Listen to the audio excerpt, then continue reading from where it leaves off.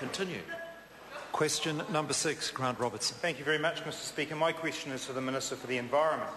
Does he stand by his statement made in the House yesterday in relation to the grounding of the Rena that, quote, "The statute sets down very clearly that I, as Minister for the Environment, should not be encouraging or discouraging a proper, independent decision by Environment Bay of Plenty as to whether they should or should not take a prosecution?" The Honourable Dr. Speaker, Nick Smith. Yes, although it would be useful to clarify that prosecutions over the Rena grounding involve both the Maritime Transport Act as well as the Resource Management Act, and involve both Maritime New Zealand and the Bay of Plenty Regional Council. Charges have been laid before the courts under both the Maritime Transport Act, the Resource Management Act and also the Crimes Act. Grant Robertson. Why then did the Minister tell the New Zealand Herald on the 2nd of November in relation to the Resource Management Act, quote, "In fact, it would be remiss, given that it's New Zealand's worst maritime environmental disaster, if there was not a prosecution under the RMA, which is clearly an encouragement for a decision from Environment Bay of Plenty and a breach of the statute?" The Honourable Dr. Nick Smith. The member completely misses the point that the decision to prosecute under the RMA had already been made. Yes, it had.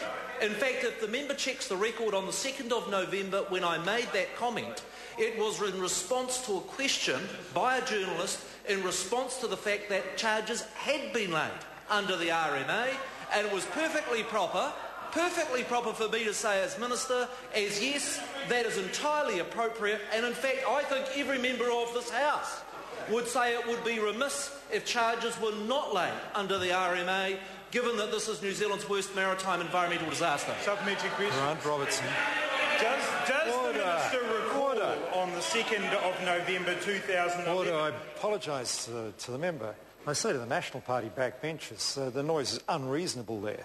Grant Robertson. Thank you, Mr Speaker. Does the Minister recall on the 2nd of November 2011 making the statement in the primary question after being asked about a prosecution against the company that had not been laid? The Honourable Dr. Nick Smith. Mr Speaker, on the 2nd of November, the Captain and Navigation Officer appeared before the Tauranga District Court under charges under the RMA. And the idea, and the comments I think I made were an interview at the press conference at the control centre on that afternoon.